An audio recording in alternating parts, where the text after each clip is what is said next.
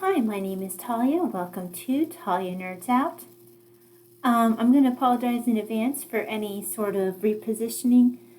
I've been in a little bit more pain than I normally am today, so sitting isn't the most comfortable right now. Or standing. Anyway, I am going to start off with a book haul, and then we'll see if I'll be able to continue on to do another video. We'll see how comfortable I am at that point. But first of all, book haul. This isn't a part of a book haul, but this is to lead into part of a book haul. This is one of the books I've really been enjoying this quarter, which is, and by this quarter I mean this quarter for Historathon 2024. For anyone who's new to Historathon, we break the year up into quarters. The first quarter is prehistory to 500 AD. Then second quarter is 500 AD to 1500 AD. Third quarter is 1500 AD to 1820. And then fourth quarter is 1820 to modern age.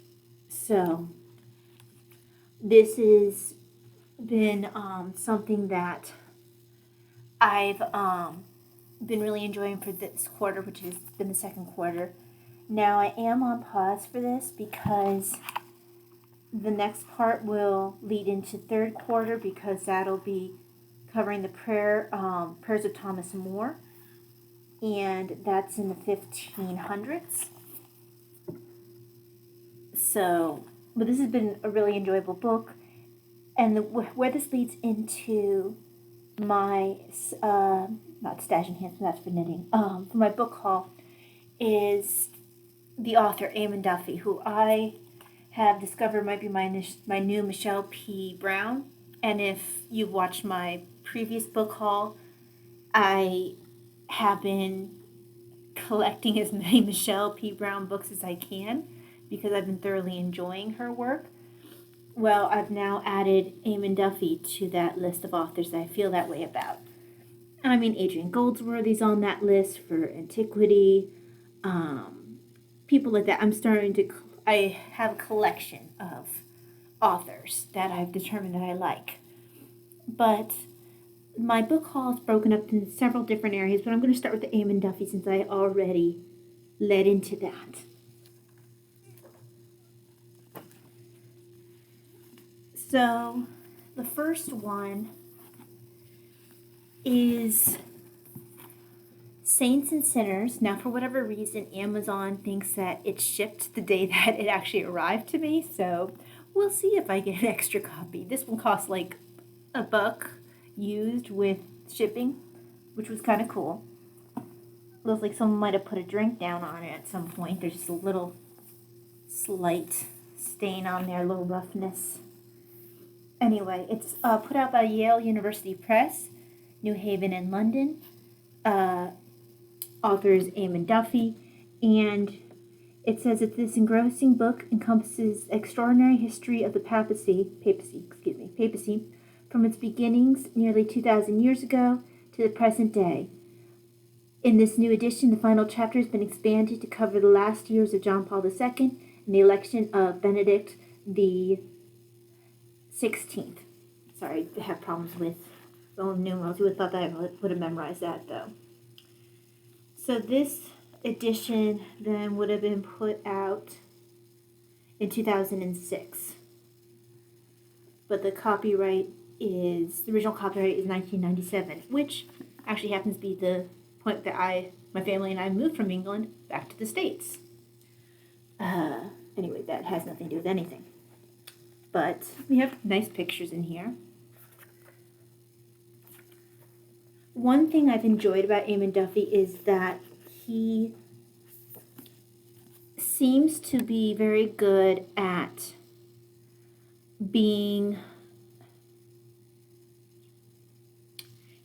about putting himself into the mind of the time period and looking at things from not from a merely judgmental point of view, where sometimes you'll have people go in with a certain idea in mind, like he mentioned in this book, how the worst possible motivations were being ascribed to people who were praying the Book of Hours during the period by certain historians. And he went and he gave a more nuanced perspective. And that's what I come to expect of Eamon Duffy, is a nuanced perspective and a fair treatment. And I do look forward to his covering of the popes, not only as someone who is interested in religious history, but as someone who also happens to be Catholic. So I really look forward to this. Yeah. Then the other one, let's see. I guess I'll do this one next.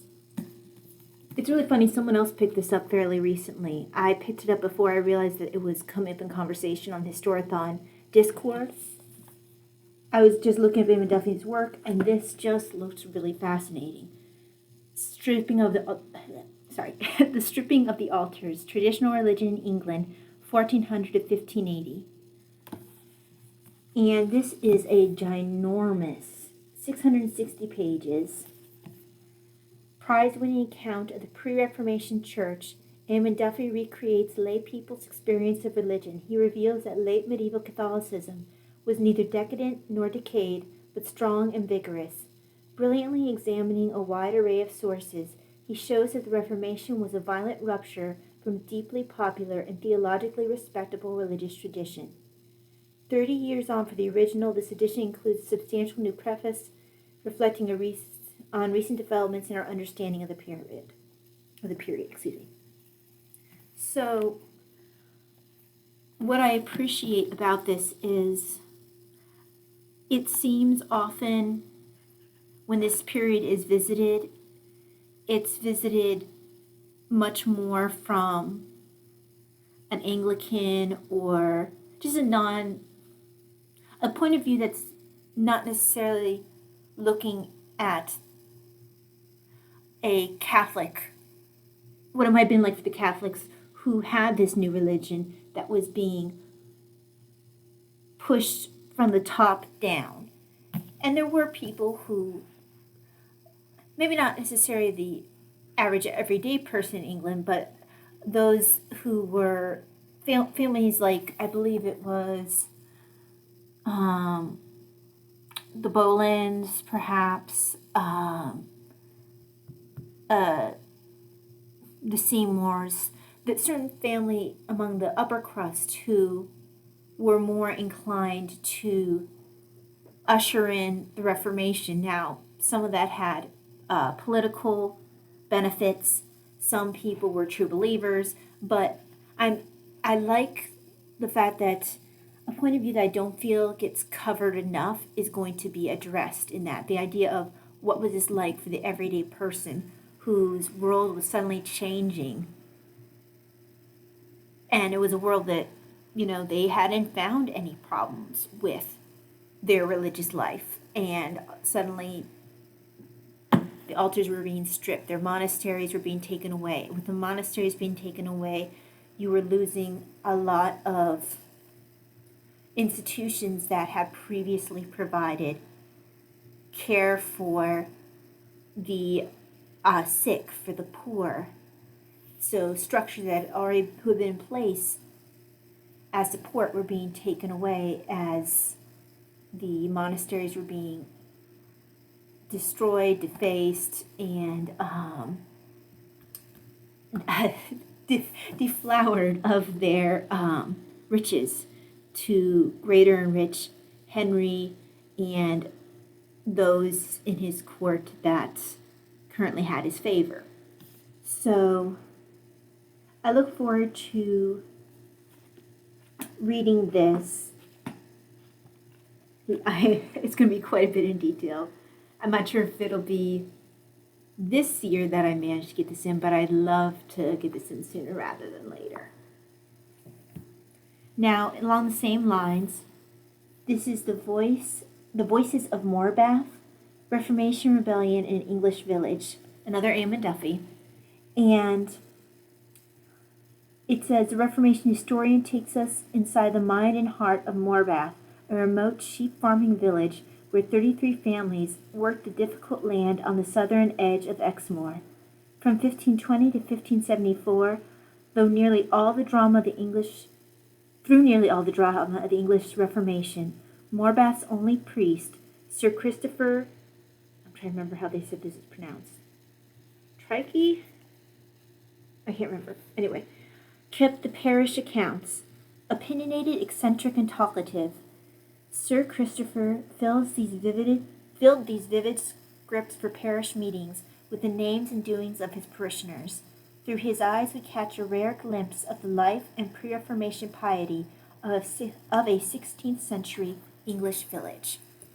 So this is going to be interesting because it is that little peek behind the curtain in a way that is going to be a little bit more personal than perhaps we're used to seeing in most historical books, because we have a first-person account of such a small community.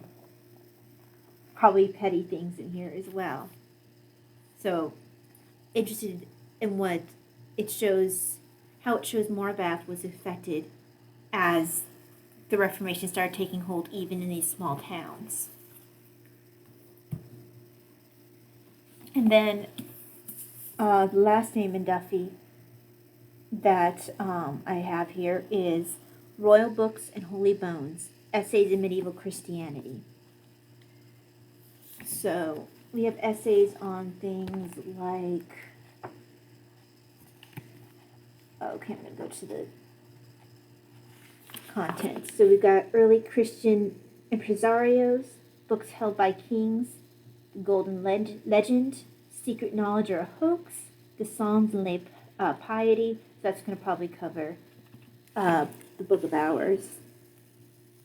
Plague and Historical Memory, The Rise of Sacred Song, Holy Terror, The Cradle Will Rock, Histories of Childhood, Murdered William Norwich, Sacred Bones and Bloods, that's going to probably cover Sacramentals, Treasures of Heaven, Saints and their Relics, they're relics.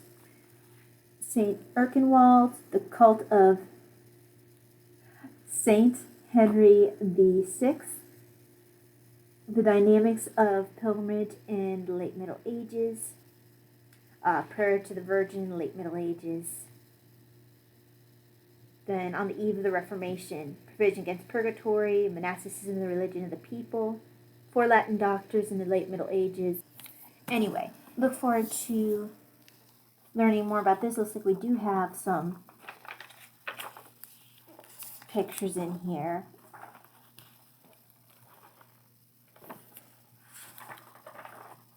But, yeah.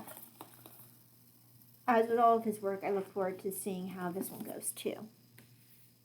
Now that I've gone through all Eamon Duffy's, let me set this one aside for, apologies, for next quarter. Now, the other one that I picked up, now this is the fault of one of the other books I read. I think this was one that when I was reading the Lindisfarne Gospels by Michelle P. Brown, her book on that, I think this was referenced as something that she uses reference, and this is Early Christian Ireland by T.M. Charles Edwards. Yes, this was one that she referenced. So, this book provides a fully documented history of Ireland and the Irish between the 4th and 9th centuries A.D., from St. Patrick to the Vikings, the earliest period for which historical records are available.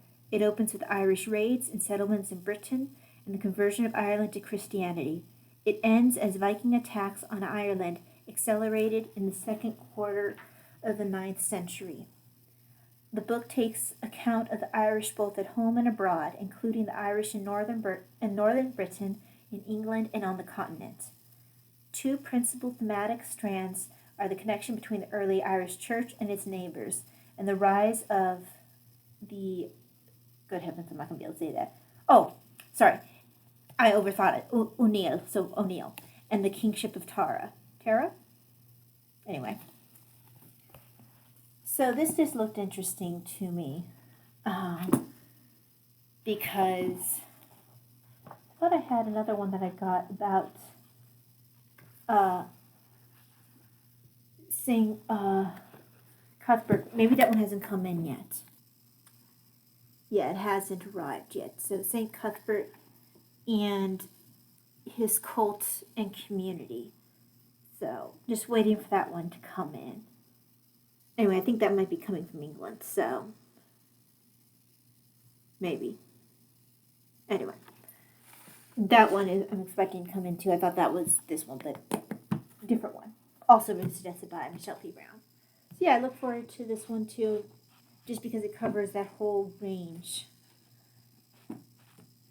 No pictures in this one, but I think this was just the least expensive way I could get this book. Let's see, then what else? I was going to, so this is editing, Talia, but I was going to go ahead and do all my book haul at one go, but then I realized that it was getting a bit long.